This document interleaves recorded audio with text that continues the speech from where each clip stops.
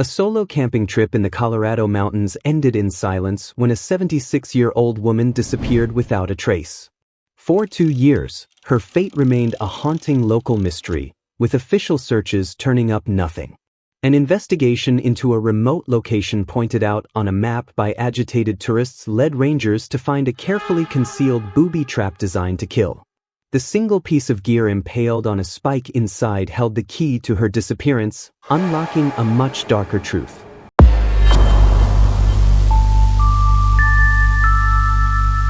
The parking lot at the trailhead was a place accustomed to cheerful reunions, but on this Monday afternoon in August 2012, it was rapidly becoming a locus of dread.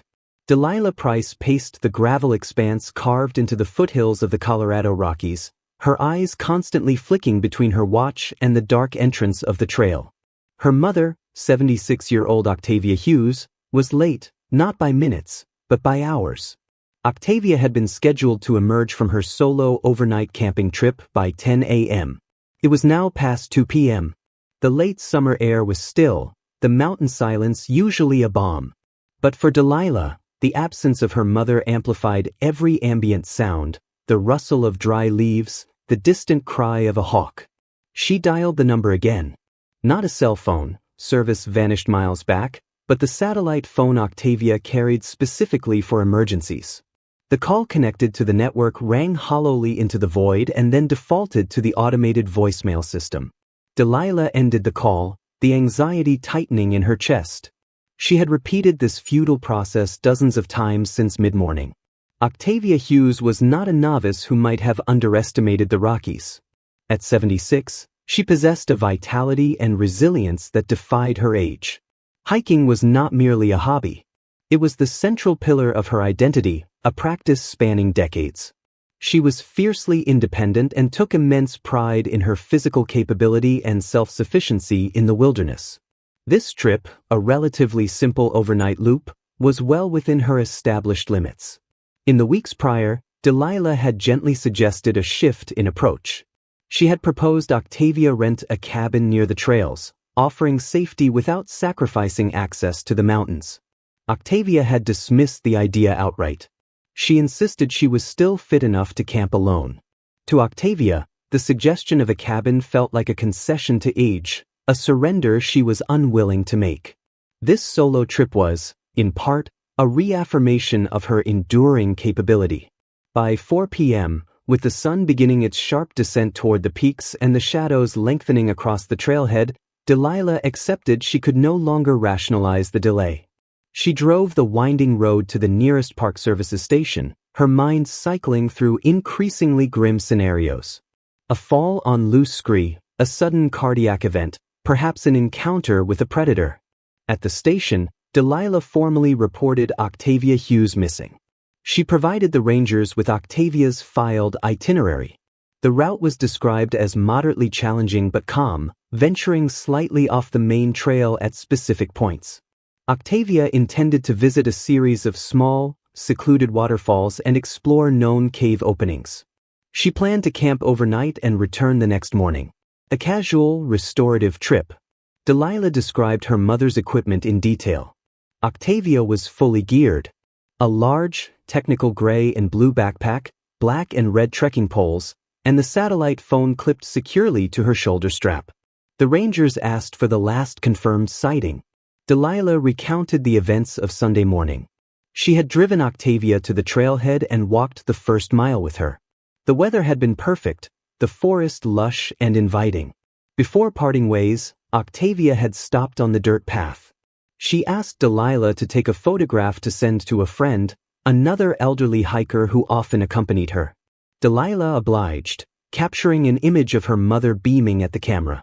In the photo, Octavia stood confident and prepared, wearing a wide-brimmed khaki sun hat, a striking bright magenta hiking jacket, dark gray hiking pants, and distinctive bold red hiking shoes. Delilah provided this photograph to the authorities. It was a vibrant snapshot of a woman in her element. As Delilah watched her mother continue down the path, the bright pink jacket disappearing into the dense green foliage, she had felt only the familiar pang of separation. Now, less than 36 hours later, That photograph was the most recent evidence of Octavia Hughes' existence.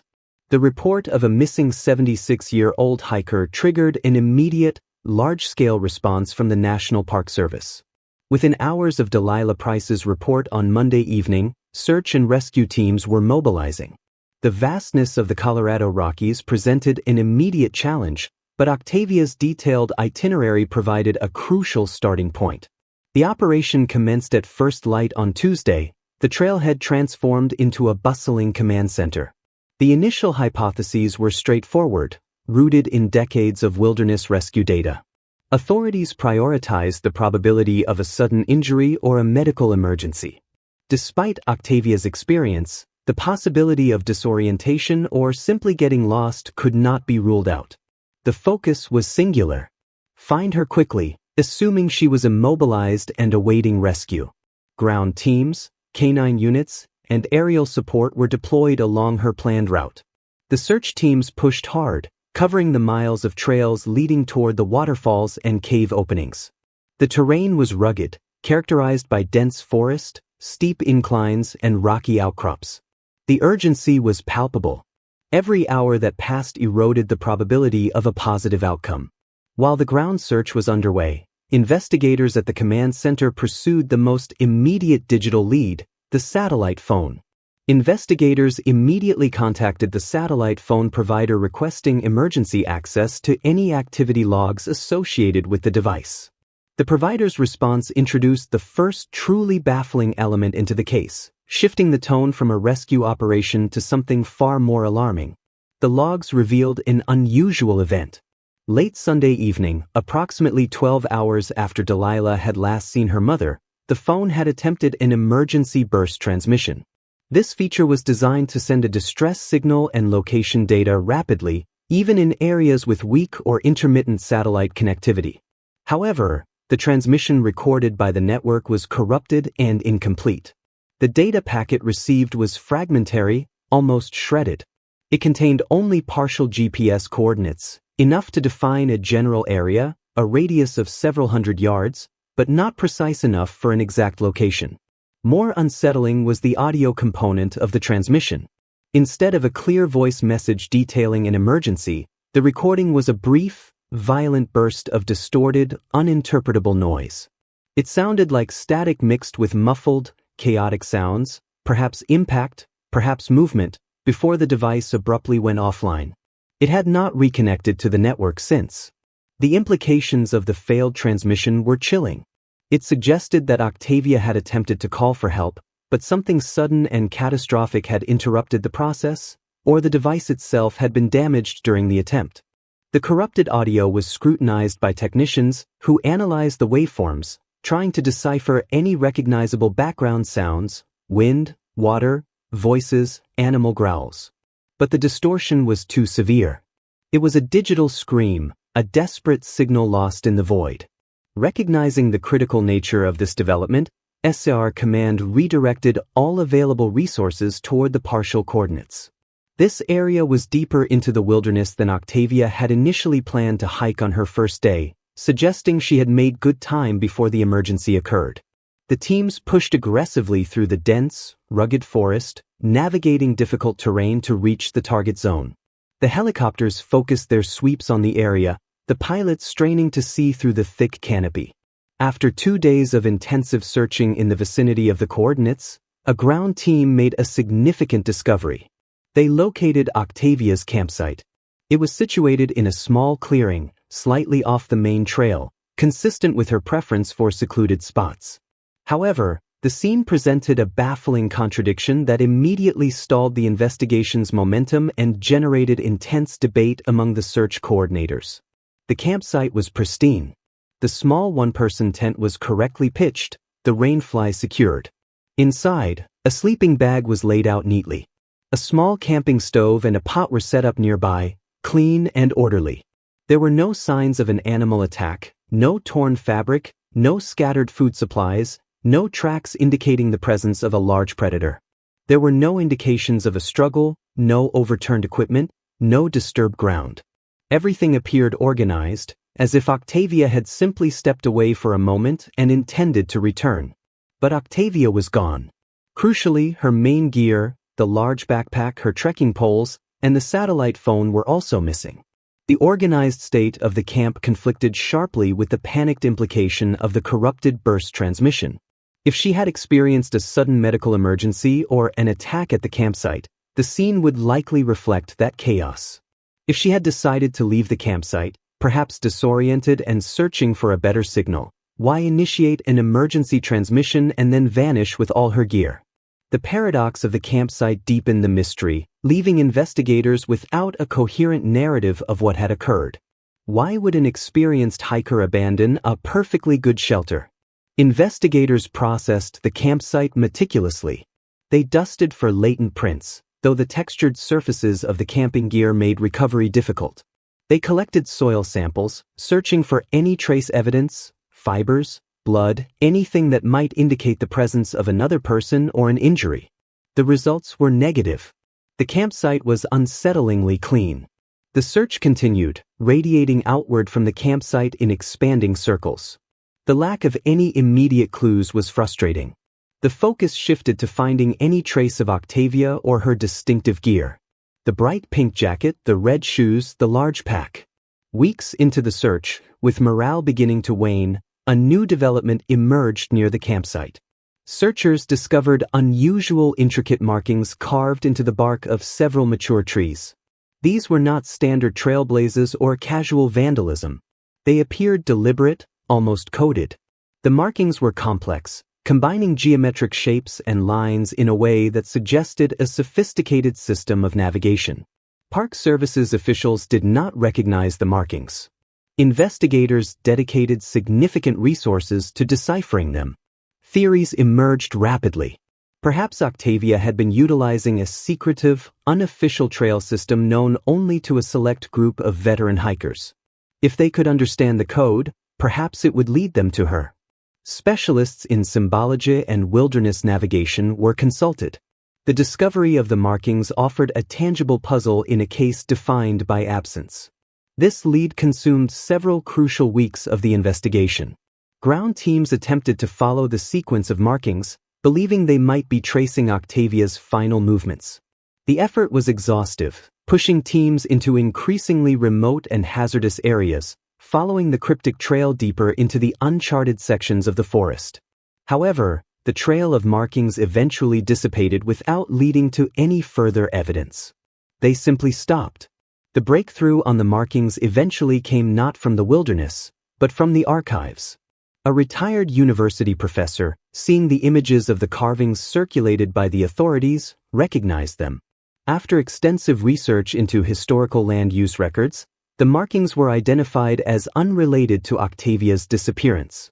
They were older ecological survey marks from a discontinued long-term study conducted in the area decades prior. They had been used to track specific tree growth patterns and biodiversity plots. The lead, which had seemed so promising, dissolved into a frustrating dead end. By the winter of 2012, the harsh reality of the Rockies set in.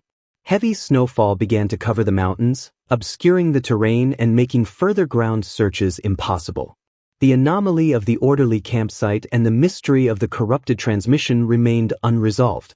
The active search was scaled back, the resources demobilized.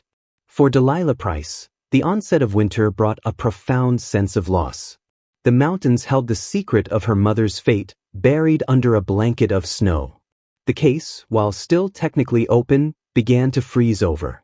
The disappearance of Octavia Hughes settled into the cold case archives of the National Park Service, one of the many enduring mysteries that haunted the vast wilderness of the Rockies. The initial investigation had yielded nothing but paradoxes. The organized campsite, the missing gear, the terrifyingly corrupted satellite transmission. For 2 years, the trail remained frozen. Delilah Price continued to seek answers, organizing private searches when the snowpack allowed, but the wilderness offered no reprieve. The story faded from public consciousness, becoming a local legend, a cautionary tale whispered among the hiking community. The narrative resumed in August 2014, almost exactly 2 years after Octavia vanished. The summer hiking season was at its peak. At a remote ranger station, a small outpost responsible for patrolling a vast, less trafficked sector of the park, Ranger Kenneth Walker was enduring the late afternoon lull, completing a backlog of administrative paperwork. The station was quiet, the air heavy with the scent of pine and dust when the door opened and a group of hikers entered the office. They were foreign tourists, clearly agitated and urgently attempting to communicate. A significant language barrier immediately became apparent. Their English was fragmented and heavily accented, making it difficult for Ranger Walker to grasp the specifics of their concern. They used words like danger, metal, and hole, gesturing emphatically, mimicking a fall and then a sharp impact. Walker, accustomed to dealing with reports of illegal camping or minor infractions, initially assumed they had stumbled upon some poaching equipment. Illegal hunting traps, while concerning, were a known issue in the remote sections of the park. The tourists, however, were persistent, their fear palpable. They seemed genuinely horrified by what they had found. Recognizing their distress, Walker pulled out a large topographic map and asked them to indicate the location. They produced a smartphone and opened a mapping application, pointing to a set of GPS coordinates they had meticulously saved. Walker noted the location. It was deep in the forest, significantly off any maintained trail system, in an area characterized by dense vegetation and rugged terrain. Given the remoteness of the location and the potential danger described by the tourists, Walker decided to investigate immediately. He radioed his colleague, Ranger Seth Jackson, who was on patrol in an adjacent sector, and arranged to meet him. They gathered their gear, standard patrol packs, radios, first aid kits, and tools for dismantling traps, anticipating a long hike to address what they expected to be a standard, albeit a legal hunting snare, or perhaps a large bear trap. The hike to the coordinates was arduous. Walker and Jackson navigated through dense underbrush and steep terrain, bushwhacking for several miles. As they approached the location, they noted the profound isolation of the area. It was a place rarely visited by casual hikers, requiring significant effort and navigational skill to reach. As they checked their own GPS units, they realized they were relatively near the general area where Octavia Hughes's campsite had been located 2 years prior, though this connection was not immediately at the forefront of their minds. They were focused on the immediate task, locating the reported hazard. When they arrived at the GPS coordinates, the scene was initially unremarkable. The forest floor was covered in a thick layer of fallen leaves, pine needles, and moss. The light was dim, filtered by the thick canopy overhead. They began a systematic search of the immediate vicinity. It was Ranger Jackson who noticed the anomaly. An unusually large piece of tree bark was propped up vertically against a small mound of earth. It looked out of place, its position too deliberate to be natural.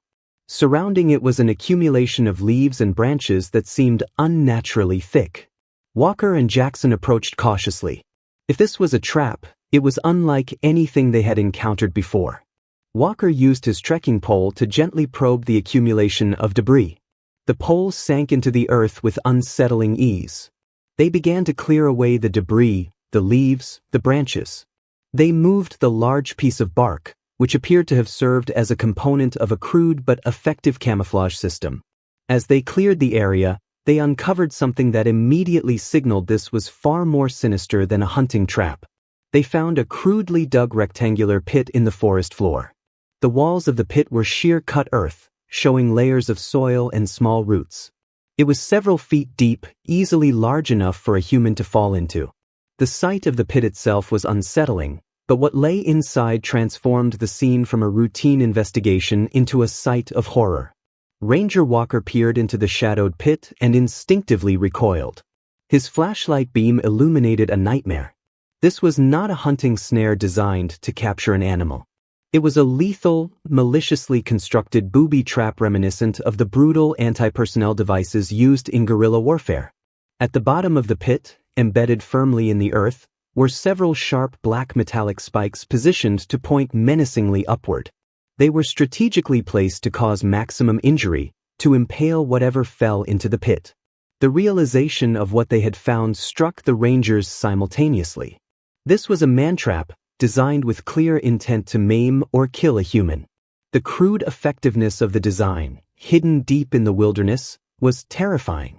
The silence of the forest suddenly felt malevolent. As their eyes adjusted to the dim light within the pit and the initial shock subsided, they began to catalog the contents. Among the spikes, dirt, and accumulated debris, they saw heavily decayed scraps of fabric. The material was almost indistinguishable from the surrounding earth, rotted by what appeared to be years of exposure to the elements. Then Ranger Jackson spotted it. His flashlight beam fixed on a single object. Impaled on one of the central metallic spikes was a single hiking shoe. It was resting at an angle, partially filled with dirt. Despite the severe deterioration, the distinct color and style of the shoe were immediately recognizable. It was a vibrant red hiking shoe with black accents. The sight of the shoe, positioned among the spikes, created a gruesome tableau. It suggested a violent, agonizing event. The realization that this trap had likely claimed a victim was immediate and horrifying.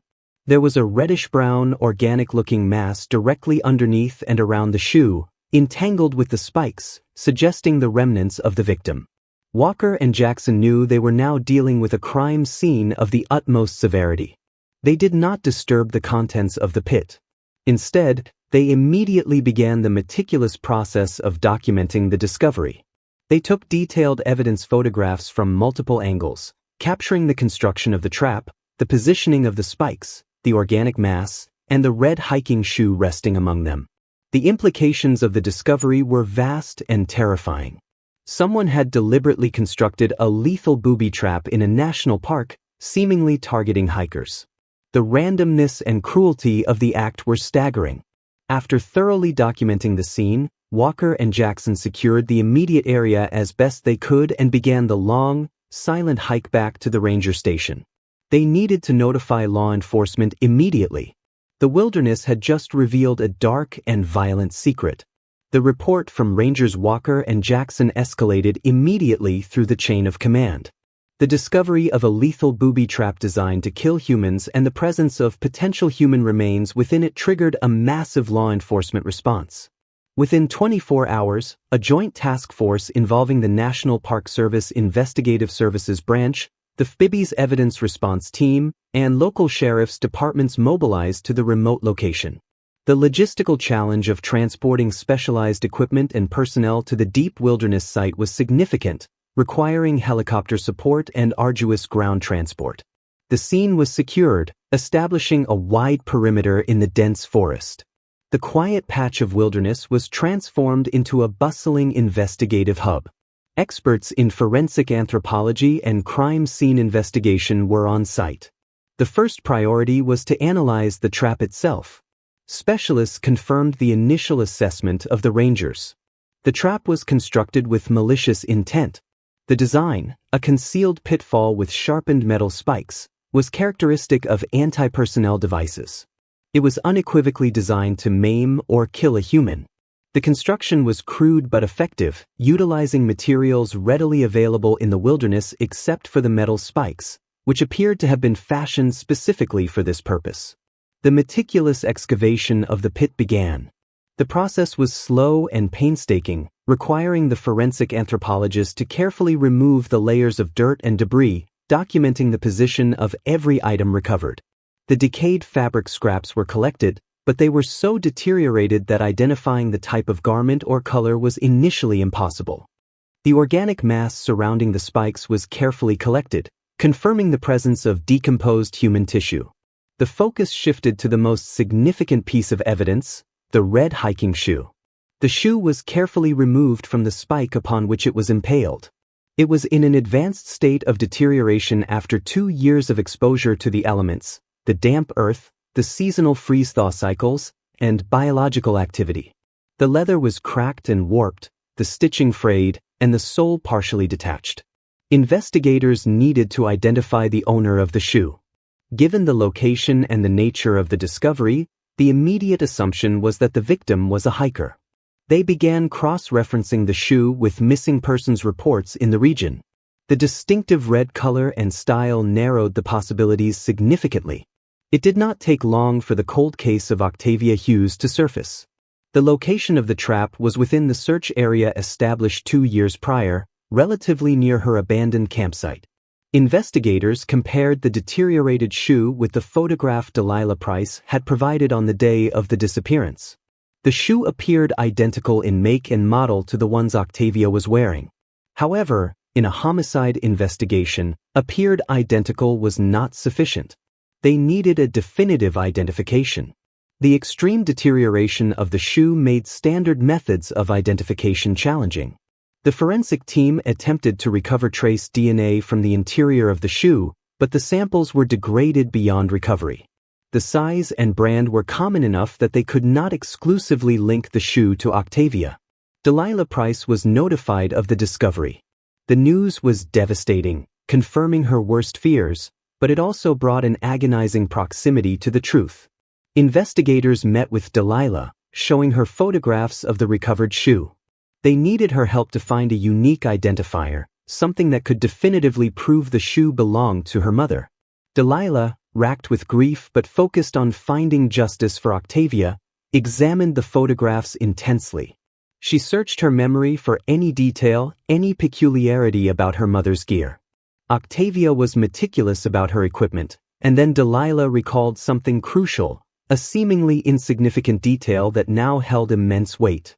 Octavia had a small tear on the interior heel of that specific shoe.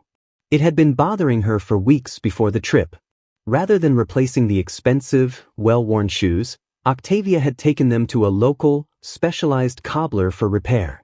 It was not a standard patch job, but the meticulous reinforcement of the heel structure. This was the breakthrough investigators needed. They immediately began searching for the cobbler Delilah described. They located the small shop in a nearby town. The proprietor, an elderly craftsman who had been repairing specialized outdoor gear for decades, remembered Octavia and her distinctive red shoes. Investigators brought the deteriorated shoe to the cobbler. The task was difficult. The shoe was fragile and warped. The cobbler, under the observation of the detectives, examined the interior heel, comparing the deteriorated remains with his records and his memory of the repair. He carefully manipulated the stiff material utilizing specialized tools to examine the internal structure. After a careful examination, he positively identified his work.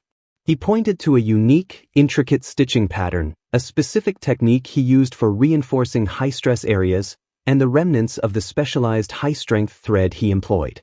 The repair was distinctive, a signature of his craftsmanship. This confirmation was definitive. The red hiking shoe found in the Booby trap belonged to Octavia Hughes. The discovery transformed the investigation. The case shifted from a cold missing person file to an active homicide investigation. The narrative of Octavia's disappearance finally took shape. Investigators theorized that she had stumbled upon the concealed trap while hiking near her campsite, perhaps in the low light of evening or early morning. The fall into the pit, onto the spikes, would have been sudden and catastrophic. The corrupted satellite transmission was likely her desperate, agonizing attempt to call for help while trapped and severely injured, the device perhaps damaged in the fall or the signal interrupted by her movements or loss of consciousness. The absence of her body was attributed to the harsh reality of the wilderness. Over the 2 years, scavenger activity, bears, coyotes, mountain lions, had likely removed her remains from the pit. The shoe, secured by the spike, and the scraps of fabric were all that remained. The confirmation of Octavia's fate brought a new, terrifying urgency to the investigation. The existence of a lethal booby trap implied a perpetrator with a disturbing level of malice and premeditation. The immediate fear was that this was not an isolated incident. If someone was setting traps in the national park, there could be more, posing an imminent threat to the public. The park administration, reeling from the discovery and the potential liability, authorized an unprecedented operation. Operation Sweep was launched, a massive systematic search of the entire sector of the park where the trap was found. The goal was to locate and neutralize any other traps. Patrols were drastically increased. Emergency funding was authorized to hire temporary staff, bringing in experienced rangers and search specialists from across the country. The atmosphere in the park shifted dramatically. The wilderness, usually a place of refuge, now felt hostile, laden with hidden dangers. The sweep was exhaustive and logistically complex. Teams conducted meticulous grid searches through hundreds of square miles of dense forest. They utilized ground-penetrating radar in high-probability areas and employed specialized canine units trained to detect disturbed earth. They meticulously examined the ground for any signs of unusual camouflage or other indicators of traps. The operation lasted for weeks, consuming massive resources and straining the park's infrastructure. The tension among the search teams was constant, every step taken with caution. Despite the intensive effort, the results were unsettlingly negative. No other traps were found. The Booby trap that killed Octavia Hughes appeared to be unique. This realization brought little comfort. It suggested that the perpetrator might not be a random psychopath targeting hikers indiscriminately, but someone with a specific motive or methodology. But who and why remained elusive? The investigation had a victim and a cause of death, but the killer remained a phantom in the wilderness. The conclusion of Operation Sweep left the park in a state of heightened vigilance. While no additional traps were found, the existence of even one implied a persistent, unresolved threat. The heightened patrols continued throughout the late summer and into the fall of 2014. The investigation into who constructed the trap had stalled, the remote location yielding no witnesses and the physical evidence providing no immediate leads. The focus remained on the metal spikes, but analysis was slow and complex. In October 2014, a new seemingly unrelated crisis began to emerge, diverting attention and resources. Park environmental specialists, responsible for monitoring the delicate ecosystem of the Rockies, started receiving disturbing reports from their automated monitoring systems. Water quality readings from several remote alpine lakes, pristine bodies of water crucial to the region's biodiversity, suddenly showed alarming anomalies. The readings indicated high levels of specific chemical pollutants, substances entirely foreign to the alpine environment. The pollution was unusual in its nature and distribution. It was not widespread, as would be expected from atmospheric deposition or upstream contamination. Instead, it was localized to specific lakes, suggesting intentional introduction of the chemicals at the source. The analysis confirmed the presence of highly toxic substances capable of causing significant harm to aquatic life. Fish kills were already being reported and potentially threatening the water supply for downstream communities. This was not accidental contamination. It was ecological sabotage. The realization that someone was deliberately poisoning the lakes added a new dimension to the threat facing the park.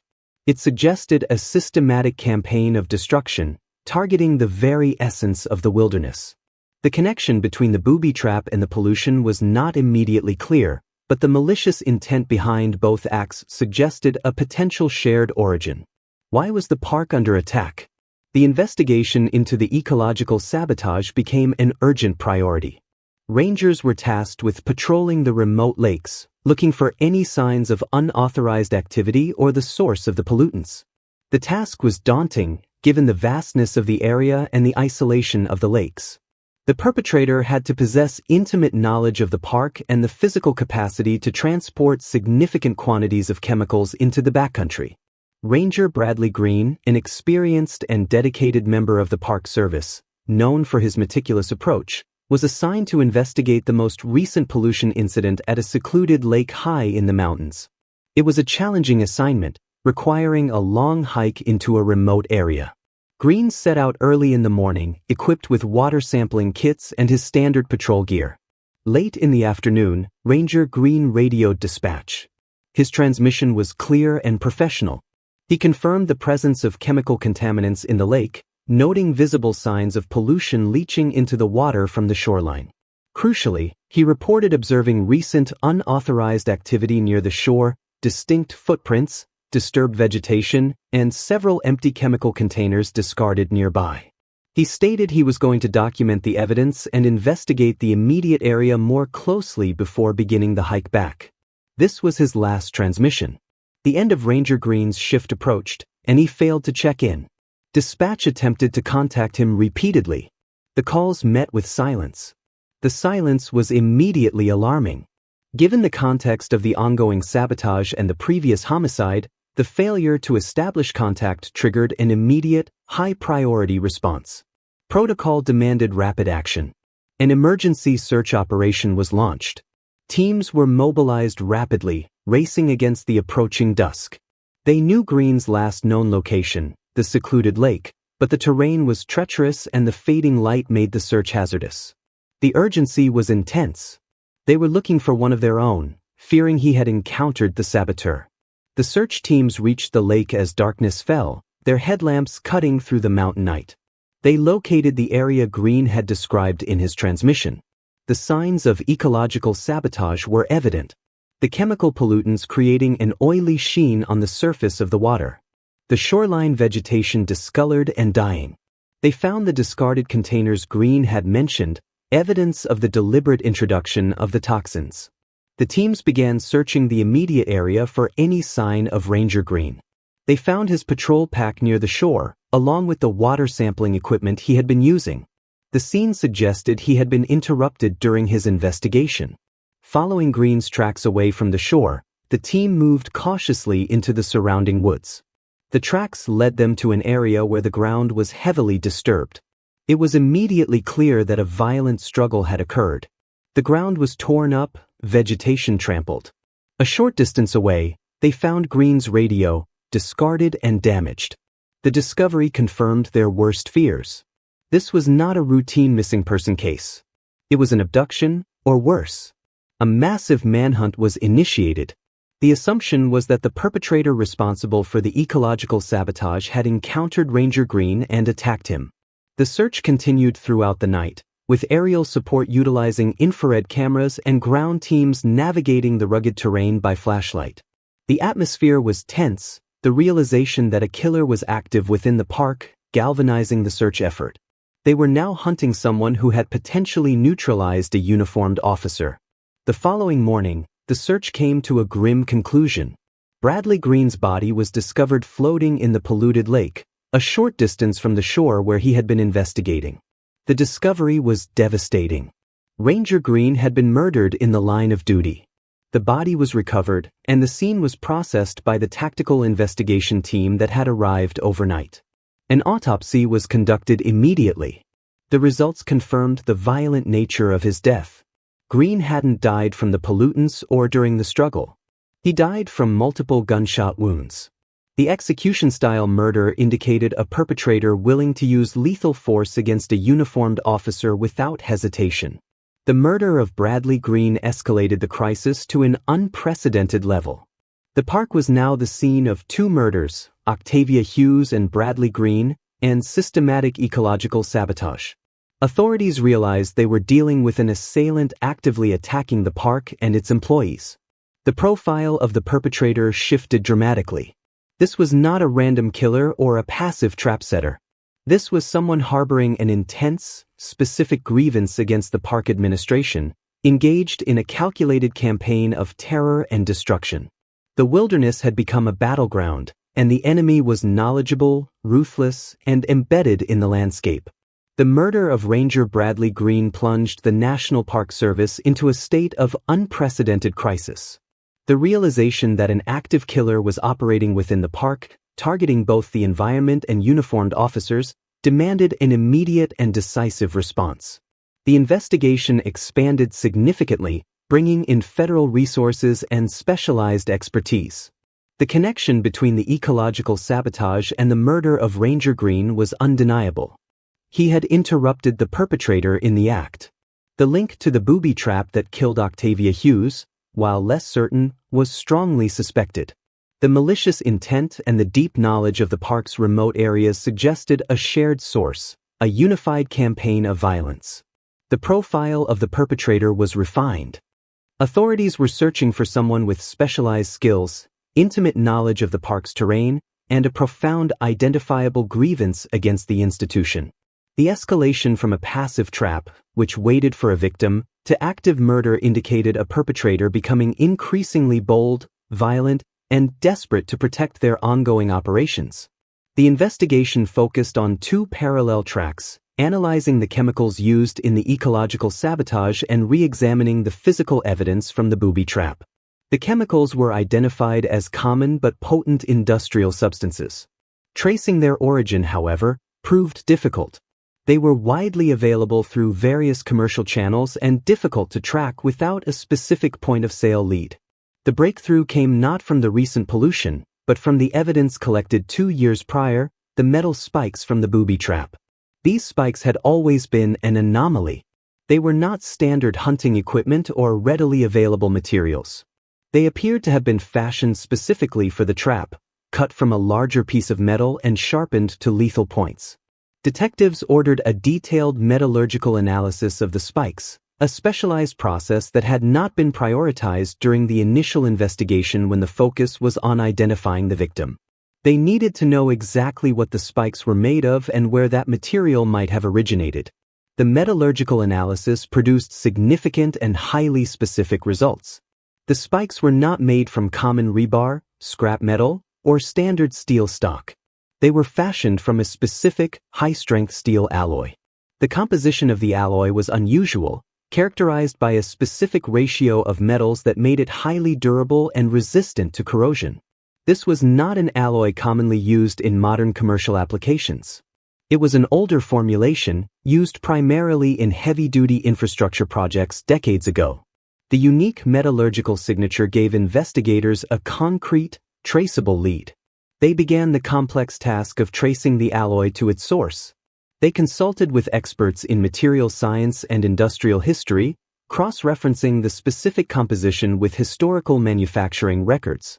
They were trying to identify where such a specific type of steel might have been used in the region. The investigation led them down an unexpected path, directly into the history of the park itself. They discovered that this specific high-strength steel alloy had been used decades ago in the construction of park infrastructure.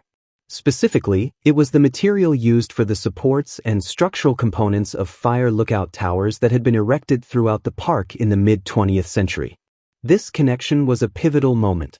These fire lookout towers had been decommissioned years prior, rendered obsolete by modern aerial surveillance and satellite monitoring.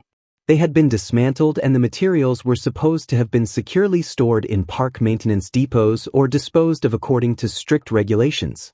The realization that the spikes were fashioned from decommissioned park infrastructure immediately turned the focus inward.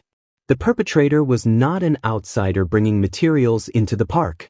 They were utilizing the park's own resources against it. They had access to materials that were not available to the public.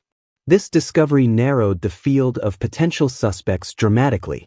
The investigation shifted from a wide net to a targeted internal review. Detectives began pulling decades of employment records. They needed a list of personnel who would have had access to the dismantled materials and the technical skills, welding, metalworking, to fashion them into spikes. This included maintenance staff, specialized construction crews, and rangers who had worked in the park during the period when the towers were decommissioned and the materials stored. The investigation became a meticulous examination of employment records, personnel files, and disciplinary histories. Authorities were looking for individuals who possessed the necessary skills, the access to the materials, and, critically, a motive strong enough to incite such a sustained campaign of violence and destruction. The process was delicate, requiring discretion to avoid alerting the perpetrator who might still be embedded within the park community or the surrounding area. The review focused on identifying individuals who had left the park service under contentious circumstances. Those who harbored documented grievances, who felt wronged by the administration, or who had exhibited signs of instability following their departure. The cross-referencing of the technical skills, the access to the decommissioned alloy, and the history of grievances began to narrow the list to a handful of names. The investigation was no longer searching for a phantom in the wilderness, but for a former colleague, someone who knew the system from the inside, who knew the terrain, and who knew how the Park Service operated. The realization was unsettling, suggesting a betrayal rooted deep within the park's history. The metallurgical key had unlocked a door to the past, revealing a threat that had been festering, unseen, for years. The internal review of personnel records, driven by the discovery of the unique alloy used in the Booby trap spikes, generated a short list of potential suspects. Investigators meticulously cross-referenced the data, access to the decommissioned fire lookout tower materials, technical skills, and documented grievances or disciplinary actions. They were searching for the intersection of capability, opportunity, and profound betrayal. One name emerged from the deep dive into the archives that perfectly matched the profile: Vernon Ramirez. Ramirez was a former park ranger who had served for over a decade before being terminated in the late 2000s. His personnel file indicated a complex history. He had been a highly skilled ranger with specialized training in wilderness survival, tracking, and maintenance, including metalworking skills used in remote infrastructure repair. He had access to the storage depots where the decommissioned materials were kept. Crucially, his termination had been highly controversial and acrimonious. The records indicated a prolonged conflict between Ramirez and his supervisor at the time, Arthur Miller. Ramirez had filed multiple grievances claiming that Miller was targeting him unfairly, motivated by personal animosity rather than professional misconduct. The official reason for his termination cited policy violations and insubordination, but Ramirez vehemently contested the decision, alleging it was an orchestrated campaign to remove him. Following his dismissal, Ramirez's life reportedly spiraled. He lost his career, his pension, and his sense of identity. He remained in the area, living in increasing isolation, and reportedly harbored intense vocal resentment toward the park administration, particularly those he held responsible for his termination. The profile was a perfect match. The motive, the means, and the opportunity converged on Vernon Ramirez. The investigation shifted rapidly from identification to localization. Authorities needed to find Ramirez and apprehend him before he could continue his campaign of sabotage or violence. Surveillance teams located Ramirez living in an isolated off-grid cabin on private land just outside the park boundary. The cabin was situated in a heavily wooded area accessible only by a narrow, winding dirt track. The location provided him with privacy and immediate access to the wilderness he knew intimately. Given Ramirez's specialized knowledge of the terrain, his advanced wilderness survival skills, and the confirmed execution of Ranger Green, authorities recognized that apprehending him would be a high-risk operation. He was considered armed, dangerous, and an expert in the environment where the confrontation would take place. A tactical team composed of specialized units from the FBI Hostage Rescue Team and the Park Service's elite tactical rangers was assembled.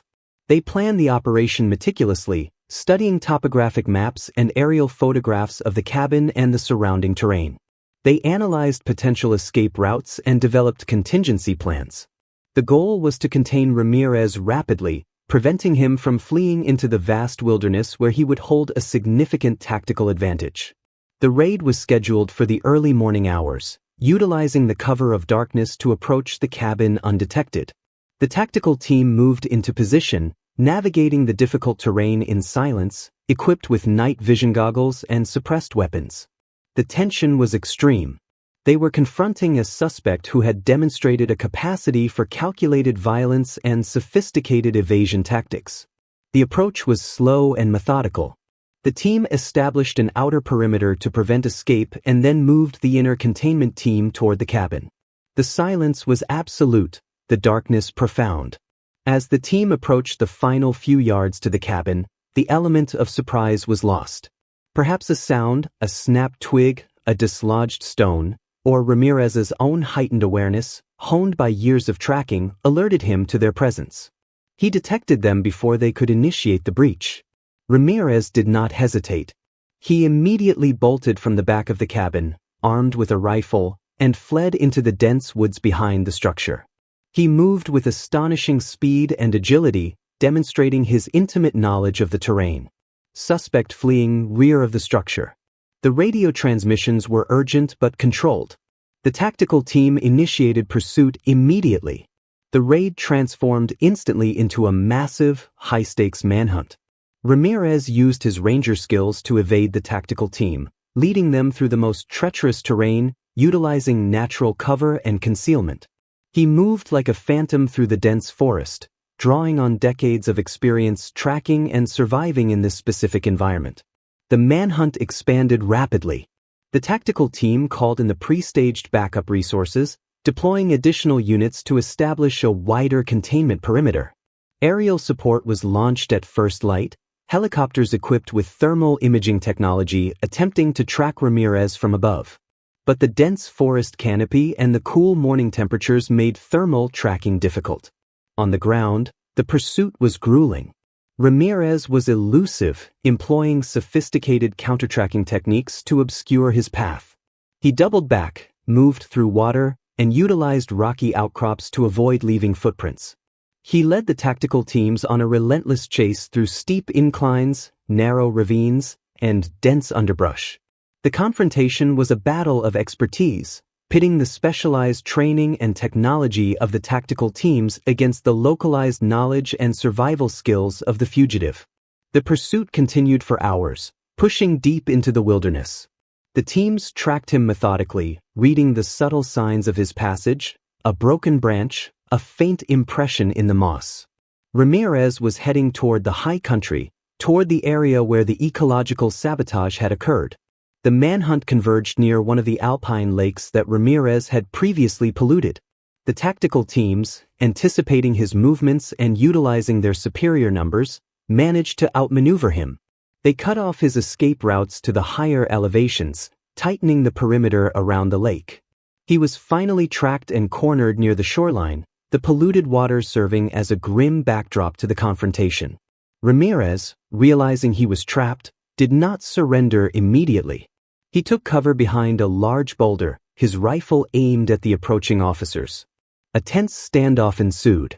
The tactical team maintained cover, utilizing negotiation tactics, attempting to compel him to drop his weapon. The standoff stretched on, the silence broken only by the wind and the distant sound of the helicopters.